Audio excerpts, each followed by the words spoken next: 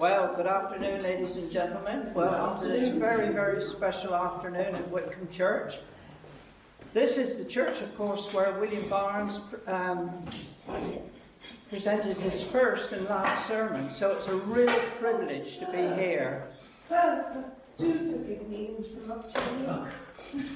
Madam. I am Julia Barnes. Oh my goodness. Wife of William. How is William? Oh, well, we have so many happy memories of this dear church, and now I know why I was prompted to come here today. I have these stories to tell, such stories. May I recall them to you? Can I say?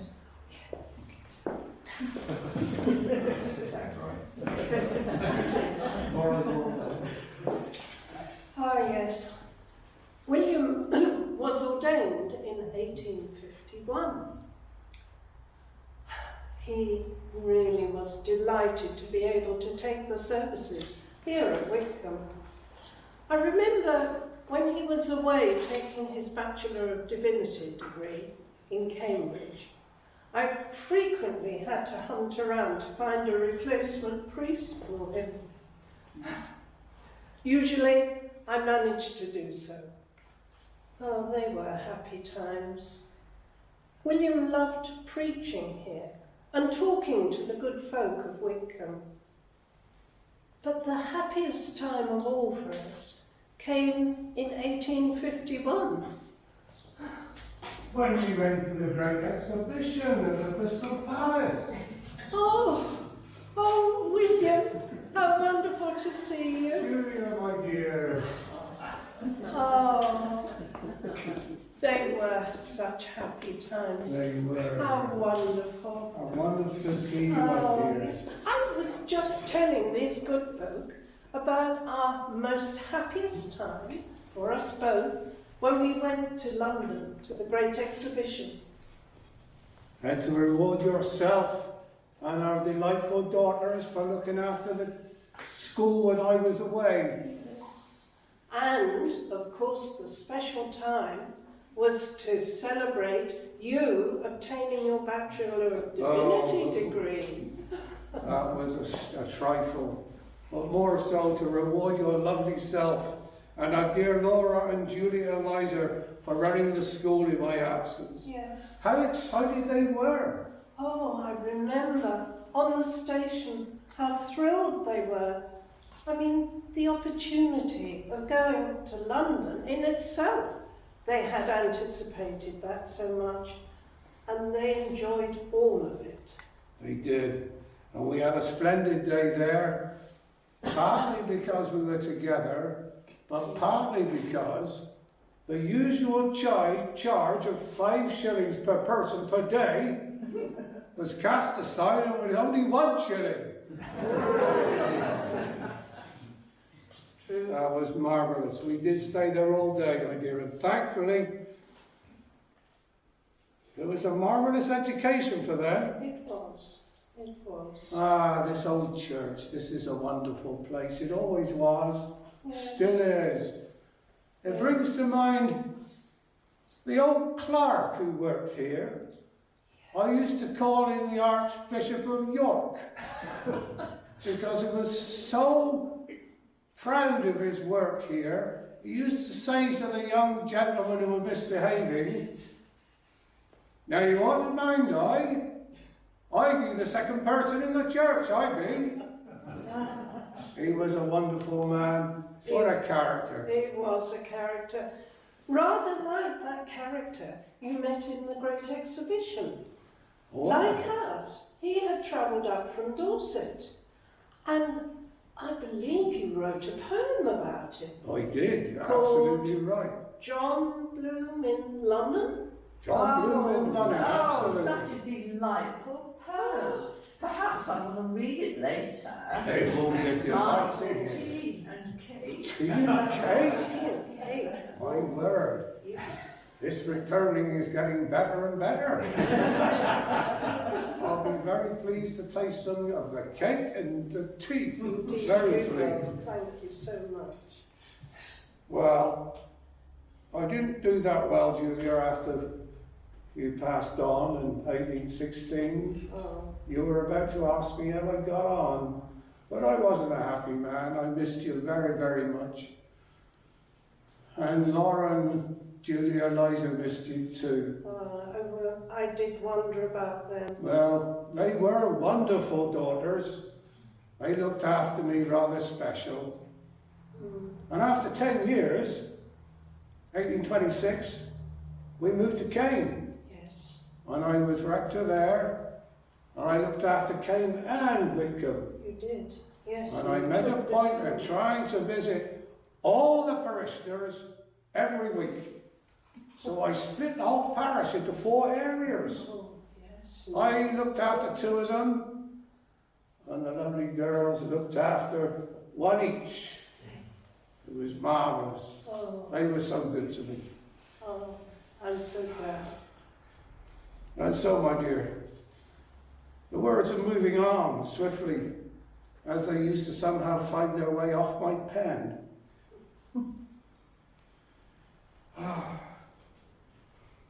I enjoyed it there, loved it.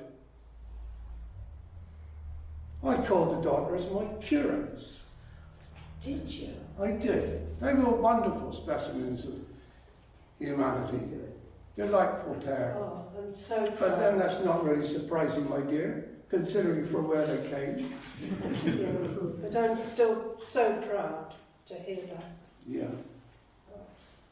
Well, it's wonderful to see you again, my lovely. We shall spend many a minute before I disappear again. Both of us. Enjoying tea and cake. After. We haven't done that for a while, but we shall do it at length after the proceedings. We will. But it's probably best, I think, if we sat down and Yes. let these good people get on with their entertainment. Yes. We can't keep them listening to my voice all afternoon. Yes, we can. So shall we sit? Well, we can sit here. Delightful idea. I'm sure the good people won't mind. Sir, thank you for organising this. It's a pleasure to be here.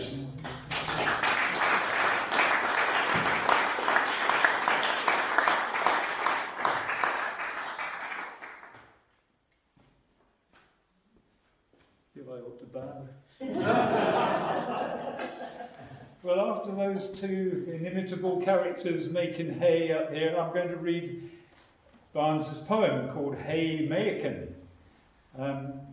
There's a few words that might be unfamiliar to you, so I'll just give them to you. We have the word ted, which is, according to Barnes, to throw the hay around to dry.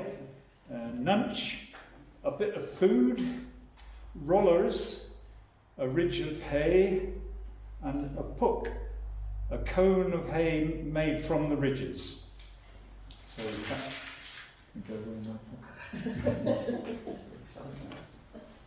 Haymaking.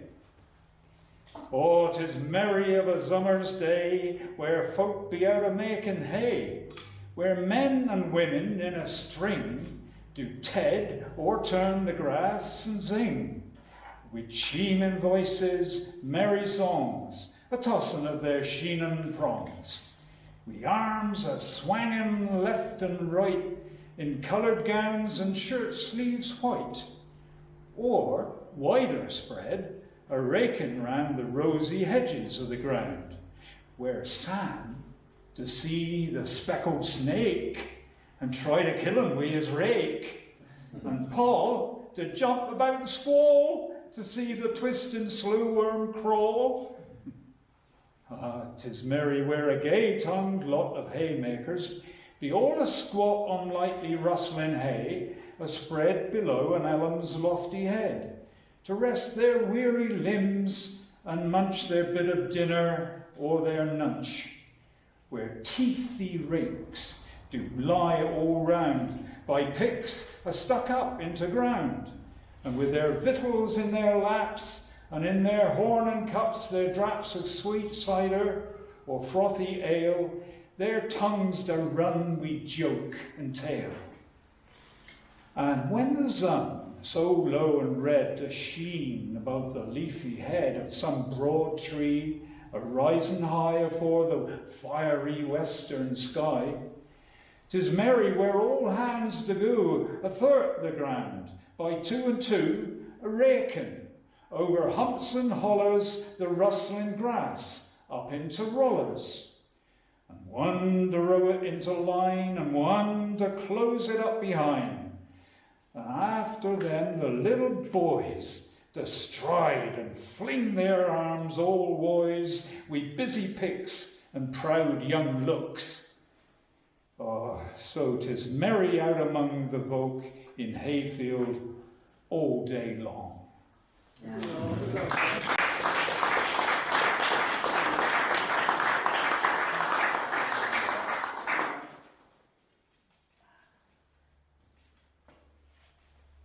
And from haymaking we move swiftly on to harvest one, the thus part, the supper.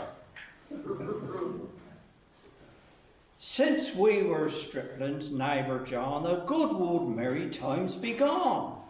But we'd like to think upon what we've azeed and done. When I were up a hardish lad at harvest one, the work folk had such suppers, they were jumping mad wi' feasting and wi' fun.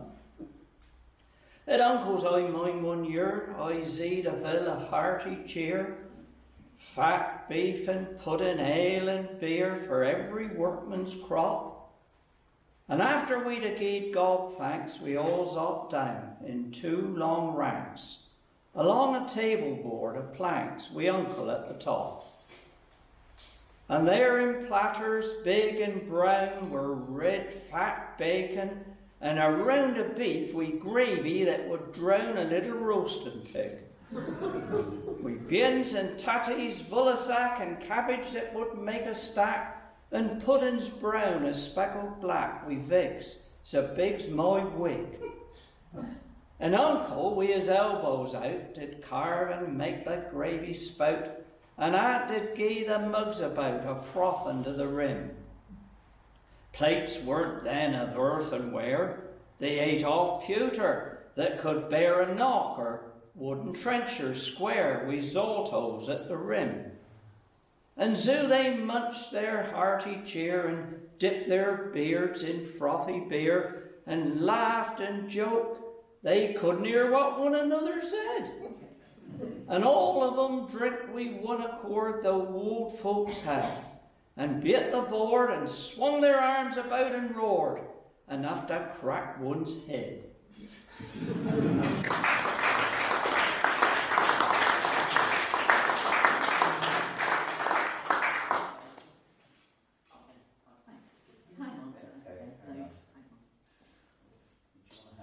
Yeah, but on a foot actually. Thank you. And the gentleman passing by. Harvest one, second part. What we did after supper. So after supper were done, they cleared the tables and begun to have a little bit of fun, as long as they did stop.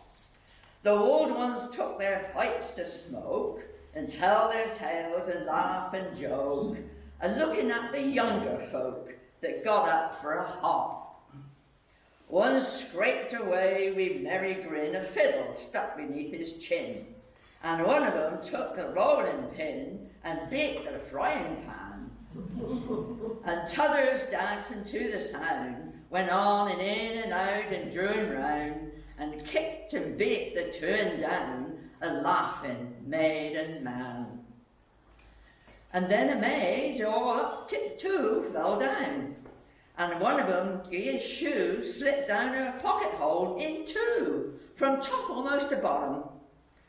And when they had a danced enough, they got a playing blind man's buff, and sarred the maidens pretty rough, when once they had a got 'em. And some did drink and laugh and roar, and lots of tales they had in store of things that happened years afore to them or folk they knowed. And some did joke and some did sing, and make the girt wall rafters ring. Till Uncle's cock, with flapping wing, stretched out his neck and crowed.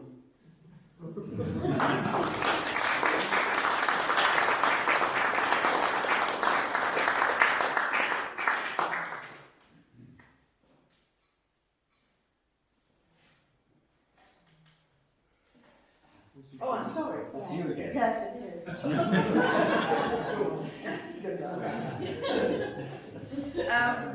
This was unexpected because dear Davina's not well. So I heard this morning, so I'm filling in for her.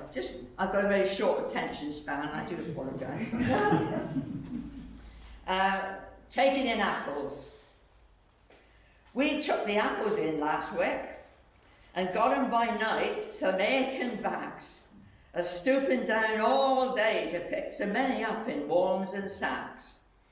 And there were Liz, so proud and prim, and Dumpy Nan, and Paul, so sly, and Dapper Tom, and Loppin' Jim, and Little Dick and Fan and I. And there the loaded tree bent low, below with apples green and red, and springing grass could hardly grow, drew windfalls down upon his head. And when the maidens come in round the heavy boughs to fill their laps, we shook the apples down like hail and gave their backs some raps. And some big apples Jimmy flung to squall me and gave me such a crack, but very shortly his ear rung when I gave one and sent him back. And after we'd had our squails, poor Tom a jumping in a bag, were pinched by all the maidens' nails and rolled down into one grand quag. And then they carried our fan around inside a moon, till some girt stump upset and over she grant into ground, and drove her out a long, straight plump in a cider house, and drove her out a long, straight plump. And in the cider house we sat upon the windlass, Paul and Nan, and spun around till they were got so giddy they couldn't stand. I know how she felt.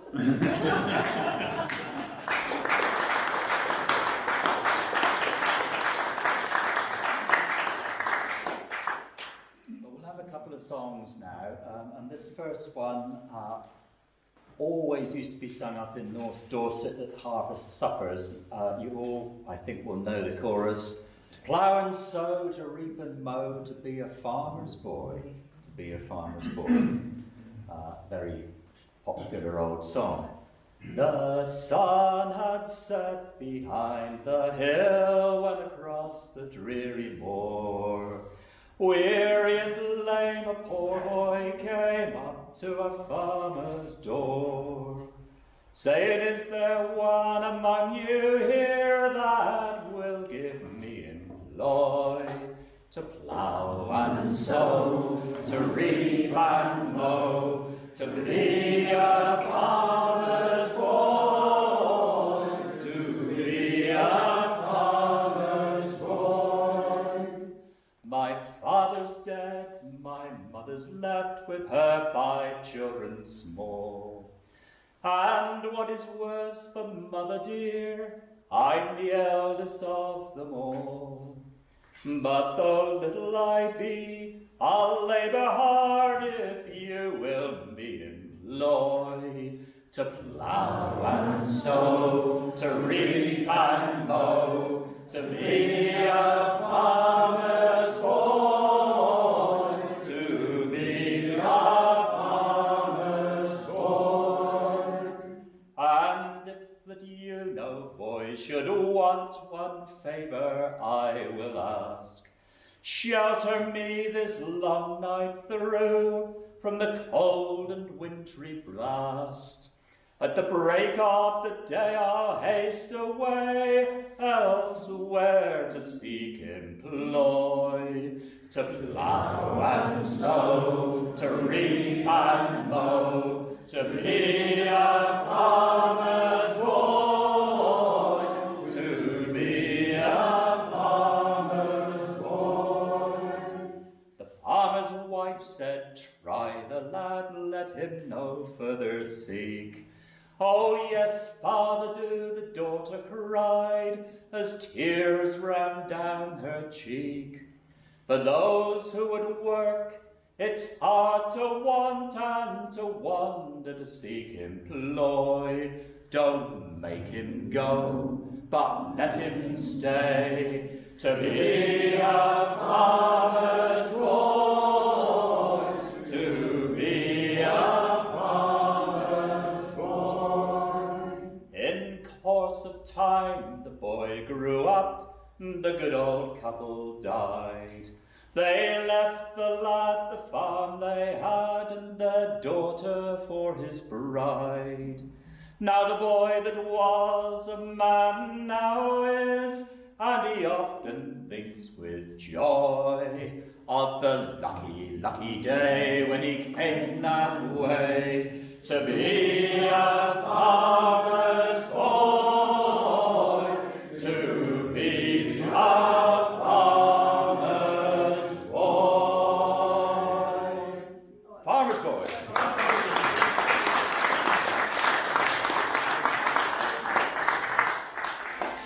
Well sung, well sung. What a lovely building to sing in, of course. So this is a song, I love it because it's about where I grew up. It's called Childhood. It's a poem of Barnes. It's about growing up in the Blackmore Vale, and it mentions Shaftesbury and Bullbarrow in one of the lines, and that's kind of where I grew up, in between those two places. So you have to think back to the time when you were you were young and everything seemed bright and cheerful and things seemed much bigger than they really are. Like, can you remember when Mars bars seemed absolutely enormous? It's kind of, it's that time, called Childhood.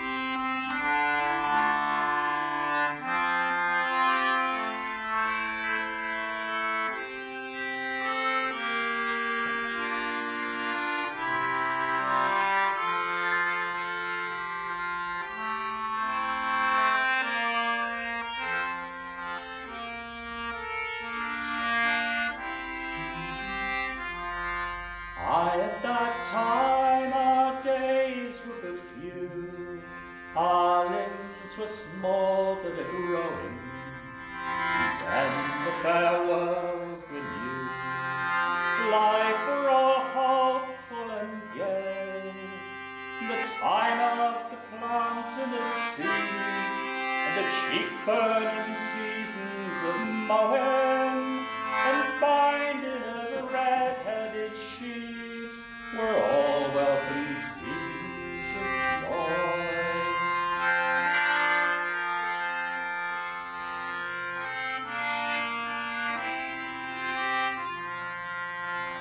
Then the housing seemed high that below, and the brook did seem wide that is narrow, and time that do flee did go slow. Feelings now feeble were strong, and our world did end with the names of the Shaftesbury Hill or Bullbarrow, and life did seem only the games we played as the days rolled along.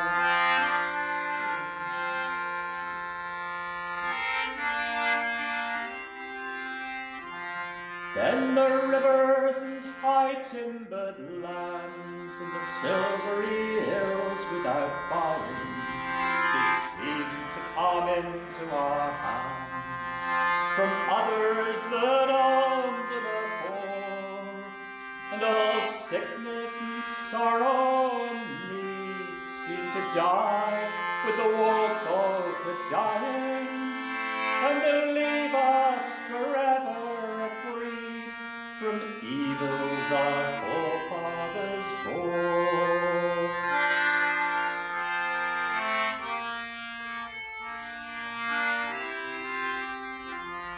So happy be children the while they have elders living to love 'em, and take all the wearisome toil that some hand or other must do. Life's a low-headed shrub that be warm in the live of the trees up above 'em, a scream from the cold blowing storm, the timber of Forum must ruin. A scream from the cold blowing storm, but the timber of Forum must ruin.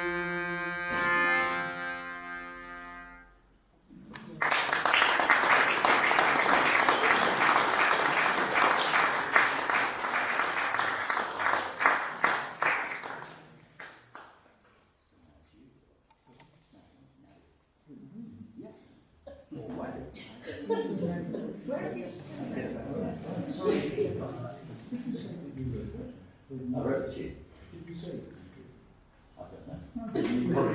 No, I'm just sorry about that private conversation with Tim, but he didn't say that he actually wrote the tune to that.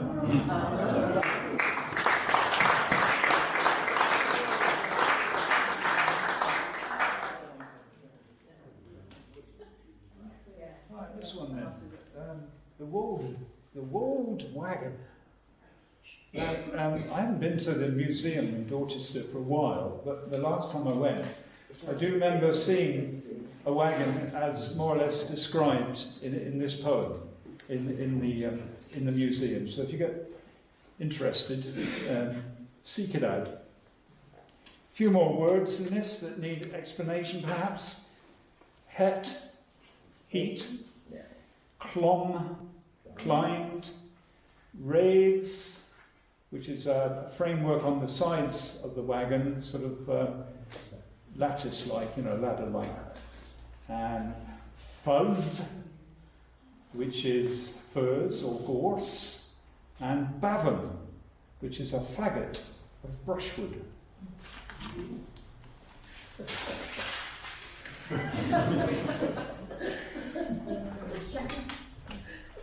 Oh, the old wagon Uncle had, when I were up a hardish lad, did stand a screened from het and wet in summer at the barken gate, below the unspreading boughs, rubbed by all the pigs and cows, and I've a clomb his head and sides, a rigging up or jumping down, a playing, or in happy rides along the lane or drew the ground. And many souls be in their graves that rod together on his raves, and he and all the hosses too have a been a done for years ago. Upon his head and tail were pinks, a painted, all entangled links. His two long sides were blue, his bed bent slightly upward at the head. His raves rose upward in a bow above the slow hind wheels below. 4 horses did pull it, when it were full. The black mare Smiler, strong enough to pull a house down by herself, so big as took my widest strides to straddle halfway down her sides.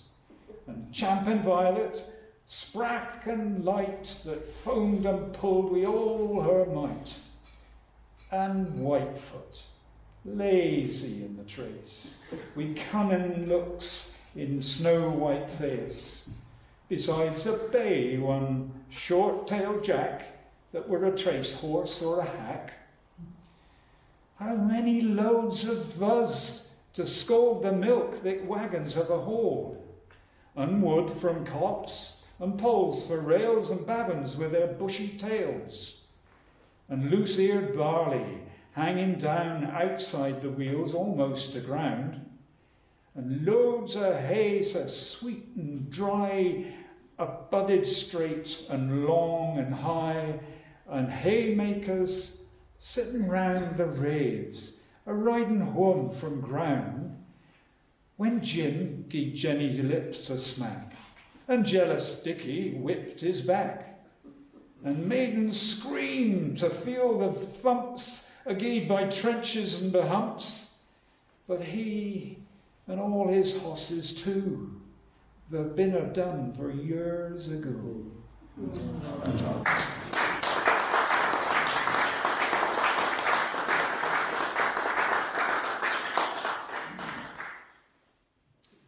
Change of mood now. It's a poem which is very appropriate, I think, for today. You can imagine William Barnes in this church, and each Sunday couples coming across from the hamlet to join in worship.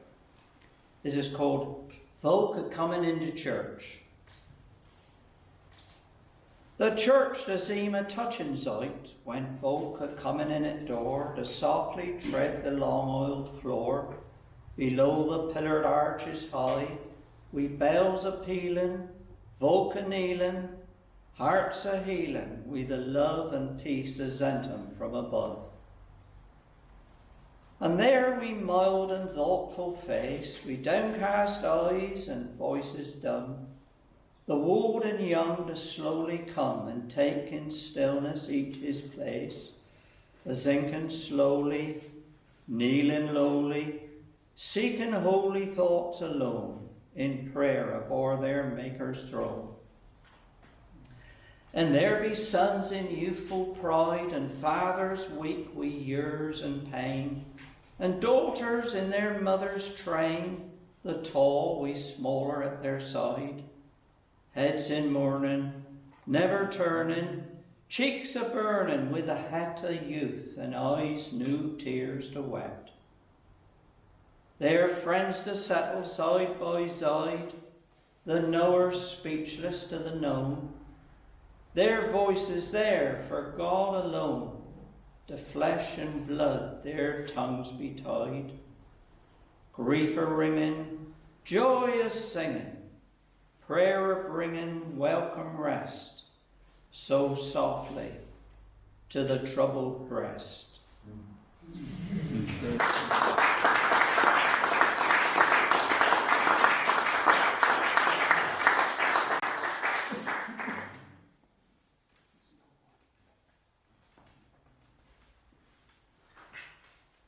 Barnes also wrote poems in National English, as he called it, and I'm going to read a poem in National English called The Hill Shade.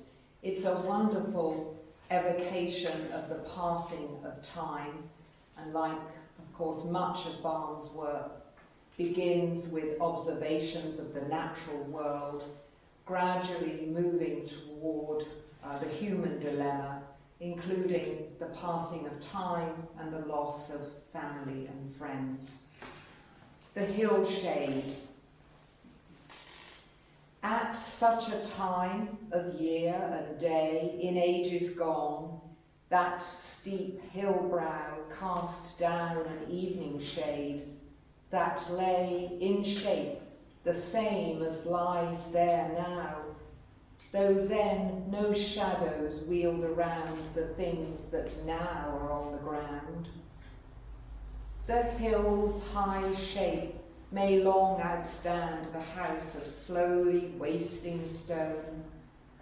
The house may longer shade the land than man's on-gliding shade is shown. The man himself may longer stay than stands the summer's rick of hay. The trees that rise with boughs or boughs, to me, for trees long form may pass. And I could take those red-haired cows for those that pulled my first known grass. Our flowers seem yet on ground and spray, but oh, our people, where are they?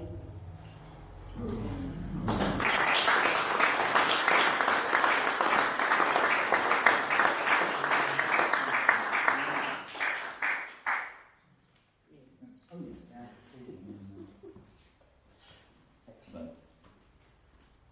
Well, when you start looking at the Barnes poems in the book, very often you're a bit puzzled as to how you should pronounce some of the words, because of course language changes over the years, and he was thinking in particular of the dialect of the Blackmore Vale, which is different in many ways to the way that Dorset is spoken down around Dorchester area. But years and years ago, I went round meeting people. This is back in the end of the 1970s, and I recorded country people up in North Dorset reading some of these poems. And in Lidlinch, which some of you will know, there was a lady lived in a farm there called Mrs. Frizzle, and she had the most fantastic Dorset accent, and this was her favourite poem. So I know that daughter, at least in Lidlinch, was pronounced dater, right? Dater. And Barnes was very fond of that vowel sound, and in one of his lectures he went to great lengths to explain that he'd never heard that sound pronounced by any other than a West of England man, he said. And it's a halfway between an A and an E, a dater. You see, and he said that's how King Alfred would have pronounced the word, dater. So, and sure enough, this poem doesn't work unless, with the other words in it, unless you do pronounce it like that. So that is a kind of chorus, so if you feel moved to join in, you can. So this is basically Barnes saying that, giving advice to young men as to where to seek a partner. The farmer's wold is dater. No, I bent running down the pretty maidens of the town, nor wishing on no harm. But she that I would marry thus to share my good luck or my crusts of bread upon a farm. In town a maid to see more life, and I don't underrate her. But 10 to 1 the sprackest wipes a farmer's oldest dater. For she to feed with tender care the little ones, and pyart their hair, and keep 'em neat and purty, and keep the saucy little chaps of boys in trim with dreats and slaps when they be wild and dirty. So if you'd have a bustling wife and children well-looked ater, the maid to help ye all through life's a farmer's oldest dater. And she can iron up and fold a book of clothes with young and old, and salt and roll the butter, and make brown bread and elder wine, and salt down meat in pans of brine, and do what you can put her. So if you were and would find a wife worth looking at her, go out and get a farmer in the mind to gie his oldest dater. Her heart so innocent and kind, she isn't thoughtless, but to mind her mother and her duty. And living blushes that do spread upon her healthy face a red do heighten all her beauty. So quick's a bird, so neat's a cat, so cheerful in her nature. The best of maidens to come at's a farmer's oldest dater. So there you are.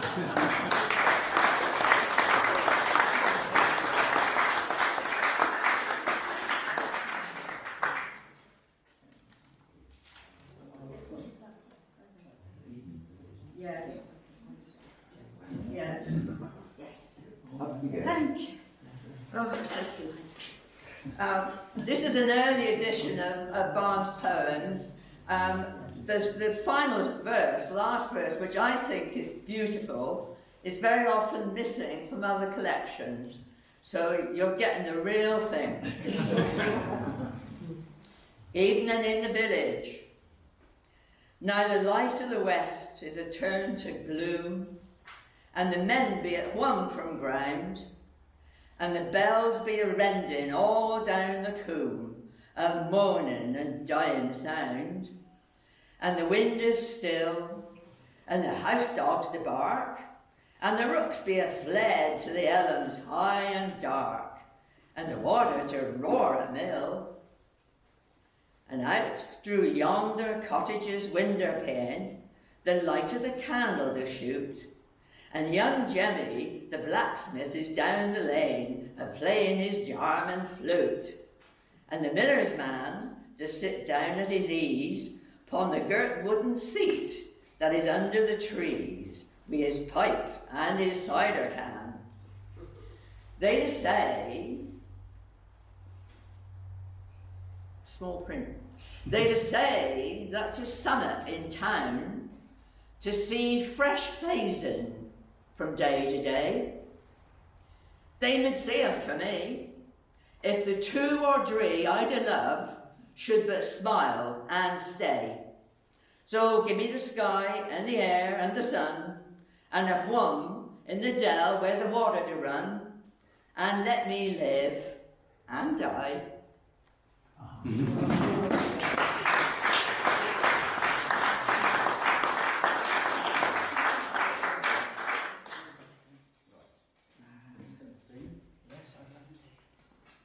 Well, we can't let an afternoon go by without one of William Barnes' eclogues, one of these wonderful rhyming conversation pieces. And this is one of our favourites, called The Fairies. There's what folk to call a fairy ring. Out there, look, see? Why, 'tis a oddish thing. Ah, so do see. I wonder how do come. What is it that do make it, I do wonder. Be hanged if I can tell, I'm sure, but some to say to come by lightning when the thunder. What? And some to say such ring as that ring there is to grow in dancing tracks of little fairies. That in the night of summer or of spring, to come by moonlight when no other feet, to tread the dewy grass, but theirs, and meet and dance away together in a ring. Who do you think to work the fiddlestick? A little fairy too, or else? Whoa, Nick! Why, they just say that at the fairies' ball, there's nary a fiddlestick or heard at all. What? But they'd play upon a little piper, made of cactus or straws dead ripe, stuck together in rows, some short and longer, some, with slimy snails and bits of plum tree gum, and make such music that to hear it sound, you sticks as still as a pollard to the ground. What do 'em dance? 'Tis plain by these green wheels they don't frisk in and out in dream reels. For else, you know, instead of this girt round O, they cut us out a figure 8, you know. They have jigs to fit their little feet. They wouldn't dance, you know, at their fine ball. The dream 4-hand rails that we'd a sprawl and kick about when we men to meet. And so, have some folk in their midnight rambles catch the fairies then at these gambles? Why, yes. But they be off like a shot as soon's a man a coming near the spot. But in the daytime, where do fairies hide? Where be their homes, eh? Where do fairies bide? They'd get away down underground. In all places where they can't be found. But still, my grandfather, many years ago, he lived at Renly Farm and milked a dairy. I remember. If what waterfolk to tell is true, one morning early, found a fairy. Did he stop then with a good old boy, or did he soon contrive to slip away? Why? When the folk were all asleep abed, the fairies used to come, as 'tis a summit, afore the fire were cold and dance an hour or two, a dead of night upon the floor. For they, by only uttering a word or charm, could come down chimney like a bird and draw their bodies out so long and narrow they could flee through keyholes like an arrow. Then soon one midnight, when the moon did throw his light through winter, round the floor below, and crickets round the brick and half did sing, they'd come and danced about the hall and ring. Yeah. And tap through little holes, new eyes could spy a keg of poor Aunt's mead a standing by. And one of them drank so much he couldn't mind a word he were to say. The little small. No! He got it gathered soon that after all, out t'others went and left him back behind. And after he'd a put his head again the keel till he were half dead, he laid down all along upon the floor. Here. So Grandfer, coming down, unlocked the door. And then he seen, twere enough to frighten him. Bolt out the door, down the road like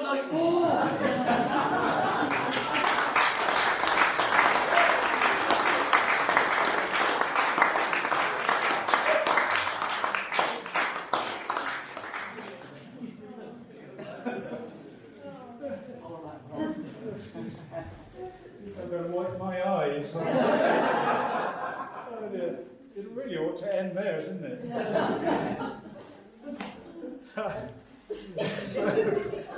think that's the best I've seen you do that. Not me.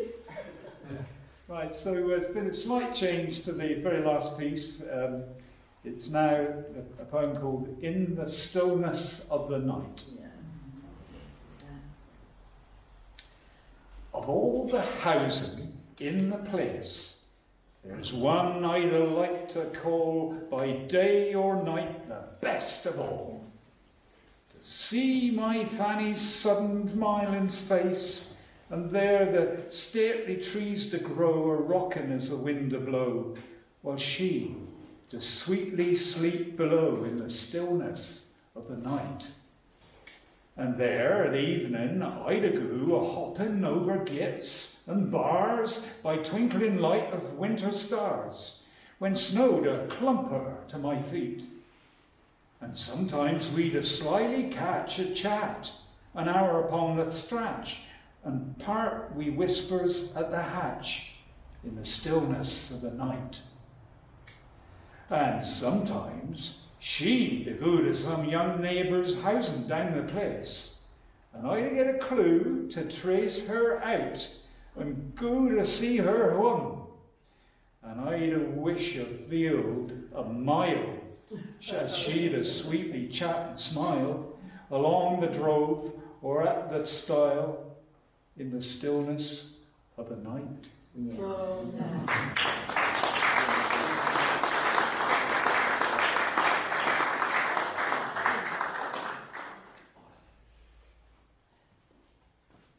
We're going to sing Linden Lee, folks, in just a moment, but before I lead us in that, we've got this little leaflet here now, Barns for All fundraising campaign. I think some people will know about this already, but basically in the History Centre they have now all the whole of the William Barnes archive, which is many, many boxes of incredible documents, letters, drafts of poems, posters from the lectures he used to give. It's an absolute treasure trove, and it needs work done on it to make it more accessible, cataloguing to modern standards and that sort of thing. So we are helping to raise money for that, and as part of that, 24th of October in the museum in Dorchester, Colin, who's sitting over there, and myself are resurrecting a play that we did many times a few years ago called The Year Clock.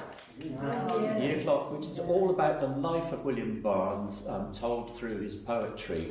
And that play couldn't have been written without the archive. That's all, pretty well everything in it comes from it.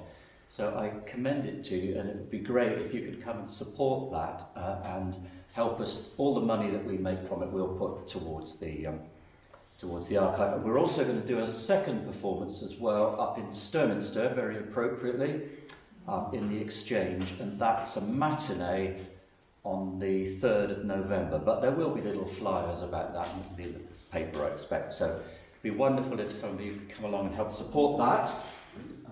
And in the meantime, just before we go and have tea, we'll sing Lyndon Lee, as is traditional for us. So I think most people know this. It's a poem that Barnes wrote, having revisited his old school in Mere, and he wrote the poem on the way home, I believe.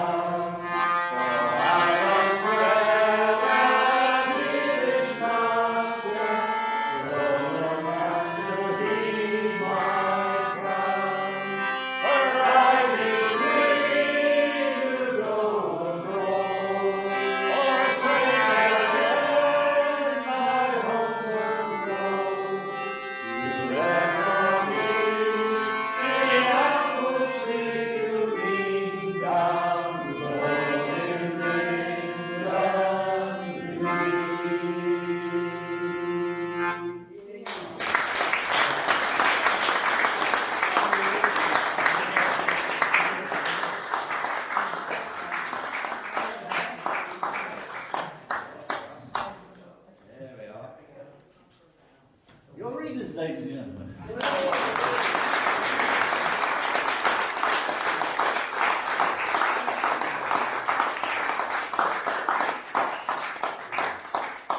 Thank you very, very much indeed. It's lovely to see a full congregation. It's not a congregation. Full congregation in this church, and this is one of the highlights of our year. 2 weeks ago, we were at near Sturminster Newton, very near Bagber, up at for the Oak Fair up near Sturminster Newton, just a couple of miles from where William Barnes was born, and we do 2 performances of readings in the church there. So it's a great privilege to be able to follow the Barnes story around and still share the poetry with you. So thank you very, very much indeed. Thank you.